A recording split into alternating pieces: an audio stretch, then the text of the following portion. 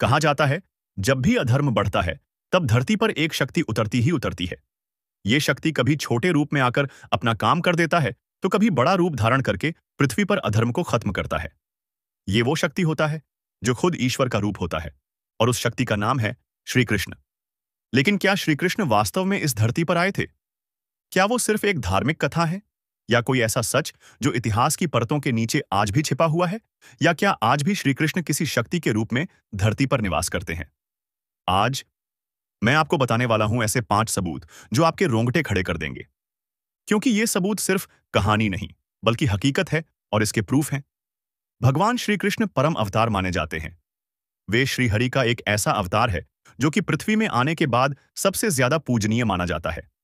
ऐसा गीता में भी है कि भगवान श्री कृष्ण की भक्ति करने पर सीधे सीधे बैकुंठ धाम प्राप्त होता है।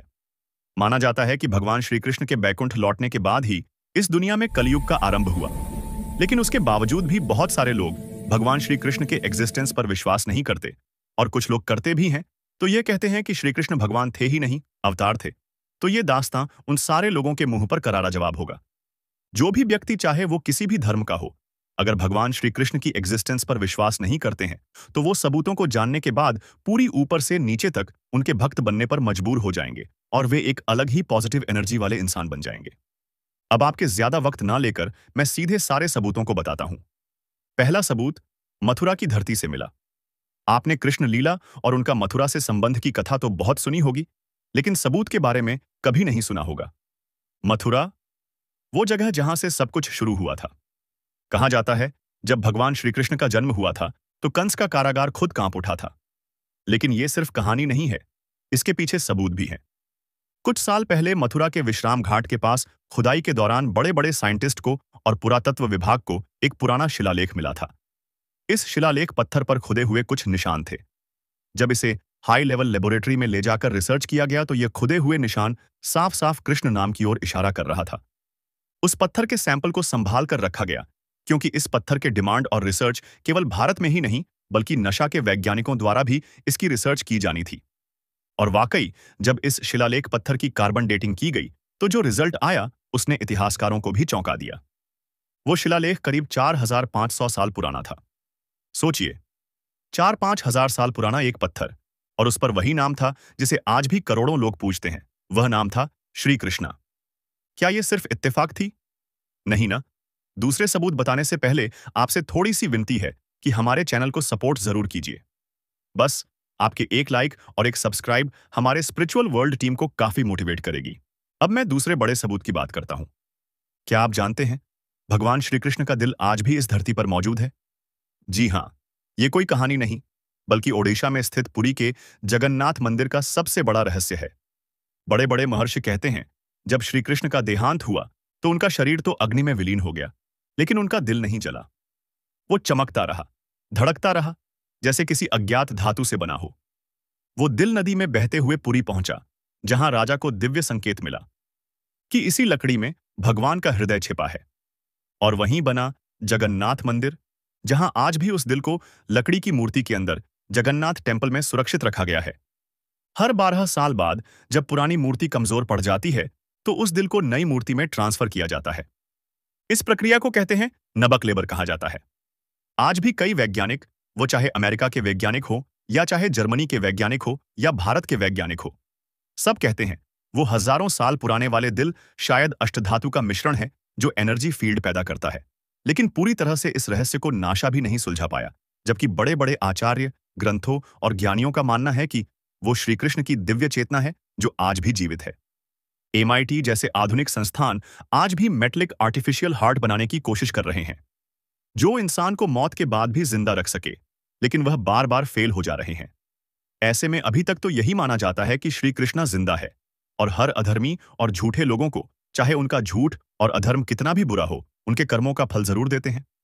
अगर श्री कृष्ण भगवान पर बिलीव करते हैं और हमारे अभी तक की सबूत रिसर्च बेस्ड लगी हो, तो आप हमारे स्पिरिचुअल वर्ल्ड टीम के लिए एक लाइक और एक सब्सक्राइब जरूर देना। इससे हमारी टीम की मनोबल बढ़ेगी। अब तीसरी सबूत पर आते हैं, जो सबसे ज्यादा दिलचस्प है। जब समुद्र में पूरी द्वारका नगरी डूब चुकी थी। महाभारत के बाद की कहानी तो सबने सुनी होगी। गांधारी ने श्री कृष्ण को श्राप दिया था कि उनकी नगरी एक दिन समुद्र में डूब जाएगी। कई लोग इसे सिर्फ पौराणिक कथा मानते थे, पर जब वैज्ञानिकों ने गुजरात के तट पर समुद्र के नीचे खोजबीन की, तो वहां वाकई उन्हें एक पूरी की पूरी बस्ती मिली, जहां काफी सारे घर के मलबे के शेष मिले। दीवारें, मंदिरों के अवशेष, मूर्तियां, सब कुछ वैसा ही मिला जैसा पुराणों में द्वारका का वर्णन है। जब इंडियन साइंटिस्ट ने इसकी पता लगाई, तो और भी विदेशी साइंटिस्ट और वैज्ञानिकों ने इस पर रिसर्च करने के लिए इंडिया आए। और वे लोग भी अपने हाई प्रोफाइल लेबोरेटरी में रिसर्च करने के लिए भारत से इसके अवशेष ले गए। और जब इन चीजों की भी कार्बन डेटिंग की गई, तो ये सब भी करीब 5000 साल पुराना निकला। अब सोचिए, अगर द्वारका सिर्फ कल्पना होती, तो समुद्र के नीचे उस जैसी नगरी आखिर आई कहां से? तो जो वेद पुराणों में द्वारका नगरी डूबने की बात महर्षि द्वारा लिखी गई थी, वह वाकई सच थी। आर्यभट्ट ने भी अपने समय में यह बताया था कि महाभारत का युद्ध करीब करीब 3100 ईस्वी पूर्व हुआ था। 4 से 5000 साल पहले की बात। अगर यह काल्पनिक घटना होती, तो यह कब का खत्म हो गई होती, और पुराने जमाने में भी लोग एकजुट नहीं रहते। तो आर्यभट्ट जैसे ज्ञानी ने साफ साफ कहा कि श्री कृष्ण का वजूद इस दुनिया में था, है और रहेगा। इसे दुनिया का कोई इंसान टाल नहीं सकता, क्योंकि इसका जिक्र हमें काफी सारे ग्रंथों और काफी सारे प्राचीन पुराणों में भी मिला है। चौथी सबूत वृंदावन का निधिवन है, जहां रात में आज भी चमत्कार होता है। निधिवन दिन में बस एक साधारण सा वन लगता है, लेकिन जैसे ही सूरज डूबता है, शाम होती है, वहां का नजारा ही बदल जाता है। उसके दरवाजे बंद कर दिए जाते हैं। क्यों? क्योंकि कहा जाता है, रात को स्वयं श्री कृष्ण और राधा रानी वहां रास रचाने आते हैं। लोगों ने कोशिश की झांकने की, लेकिन उस वक्त पर जो वहां गया, वो फ्यूचर में पागल हो जाता या लौटकर कुछ बोल नहीं पाता। ऐसा बोला जाता है कि हर सुबह जब पुजारी दरवाजा खोलते हैं, तो वहां का श्रृंगार बिखरा हुआ मिलता है। मक्खन के बर्तन खाली, दातून किए हुए, और फूलों की माला झुकी हुई रहती है। निधिवन के पेड़ भी अजीब हैं। सबके तने खोखले, मगर ऊपर से हरे भरे। कहा जाता है, ये कोई पेड़ नहीं, बल्कि राधा और कृष्ण का रूप है, जो हर रात अपने असली रूप में आती है। पांचवां सबूत श्रीमद् भगवद गीता है। श्रीमद् भगवद गीता सिर्फ एक किताब नहीं, बल्कि एक अनुभव है। एक ऐसा ज्ञान जो किसी इंसान के बस की चीज नहीं हो सकती। महाभारत को याद कीजिए और सोचिए, युद्ध के मैदान में अर्जुन मानसिक और बड़े संकट में था, और सामने जीवन और मृत्यु, धर्म और अधर्म का सवाल था। ऐसी स्थिति में श्री कृष्ण ने उसे सिर्फ मार्गदर्शन ही नहीं दिया, बल्कि पूरा ब्रह्म ज्ञान, पूरी सृष्टि का सार, जीवन का उद्देश्य और मृत्यु का रहस्य समझाया। गीता के हर श्लोक में मानव मनोविज्ञान, विज्ञान, दर्शन और आत्मा का गहरा ज्ञान भरा हुआ है। जैसे हर शब्द को पढ़ो, एक नया रहस्य खुलता है, एक नई समझ मिलती है। धर्म से हटकर वैज्ञानिकों और मनोवैज्ञानिकों ने भी इस गीता पर रिसर्च करा है और देखा है। कहा जाता है, अगर कोई ग्रंथ सच में चेतना को समझा सकता है, तो वो गीता ही है। सिर्फ दार्शनिक नहीं, बल्कि जीवन के हर पहलू का व्यावहारिक ज्ञान भी इसमें मौजूद है। और सबसे बड़ी बात, यह ज्ञान किसी इंसान का नहीं है। क्यों? क्योंकि किसी साधारण मानव के पास इतनी समग्र और सार्वभौमिक समझ होना संभव ही नहीं है। यह वही ज्ञान है जिसे श्री कृष्ण ने खुद अर्जुन को दिया था, जब उसे अपनी कर्तव्य और धर्म की गहराई समझनी थी। गीता पढ़कर आप समझ जाते हैं कि यह सिर्फ शिक्षा का ग्रंथ नहीं, बल्कि जीवन और कर्मों का सीधा अनुभव है। यह हमें सिखाती है कि कैसे अपने इमोशंस, मोह और भय से ऊपर उठकर सच्चाई को पहचानें और अपने जीवन को सही दिशा दें। इसीलिए कहा जाता है, यदि कोई श्री कृष्ण की मौजूदगी और उनके ज्ञान के प्रमाण ढूंढना चाहता है, तो गीता पढ़ना ही सबसे सटीक तरीका है। यह बताती है कि भगवान सिर्फ कथा या कहानी नहीं है, बल्कि उनके ज्ञान और संदेश हर युग में जीवित रहते हैं। इससे भी हटकर एक अंतिम और ऐसे बड़े प्रूफ देने जा रहा हूं, जो केवल भारत के लोग ही नहीं, बल्कि वर्ल्ड लेवल पर भी श्री कृष्ण को मानते हैं।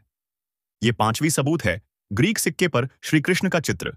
अब जरा सोचिए, अगर श्री कृष्ण सिर्फ भारत की कहानियों का हिस्सा होते, तो विदेशी शासक या राजा उनके बारे में क्यों जानते? इतना ही नहीं, उन्होंने उन्हें अपने सिक्कों पर भी उतारा। करीब 200 ईसा पूर्व यूनान के राजा ने सिक्के जारी किए। सिक्के पर एक योद्धा की तस्वीर खुदी थी, हाथ में सुदर्शन चक्र, कमर में तलवार, और मुद्रा ऐसी कि जैसे कोई लड़ाई के लिए तैयार हो। इतिहासकारों ने जब इस आकृति की तुलना भारत की पौराणिक कथाओं में वर्णित श्री कृष्ण से की, तो साफ साफ दिखा, यह कोई और नहीं, श्री कृष्ण ही थे। यानी 200 ईसा पूर्व ग्रीस जैसे देश में, जहां भारत नहीं कई धर्म के लोग द्वारा मिथक मानी जाती थीं, वहां के लोग भी जानते थे कि ये शक्ति, ये योद्धा, ये कृष्ण वास्तव में एक वास्तविक व्यक्ति था। सिर्फ इतना ही नहीं, यह सिक्का यह भी साबित करता है कि श्री कृष्ण का प्रभाव केवल धार्मिक या स्थानीय नहीं था।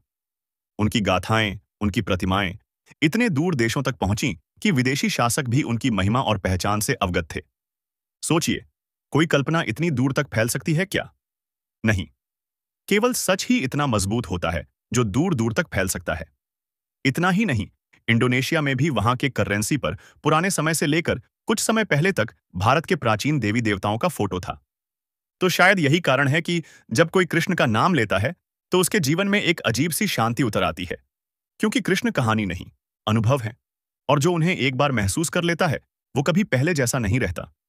कमेंट में कृष्ण भगवान को प्रणाम जरूर करें, जय श्री कृष्ण जरूर लिखें और वीडियो को हर किसी के मोबाइल तक फेसबुक व्हाट्सएप पर जरूर शेयर करें।